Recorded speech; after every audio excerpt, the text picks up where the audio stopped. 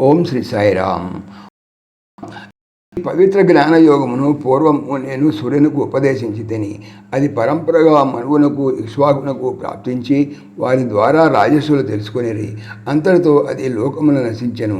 అట్లు నశించిన అవ్యయమైన ఈ యోగమును తిరిగి ఈ లోకమునకు అందించుటలోనే నేనే తిరిగి కంగణము కట్టవలసి వచ్చినది అని అన్నాడు కృష్ణుడు.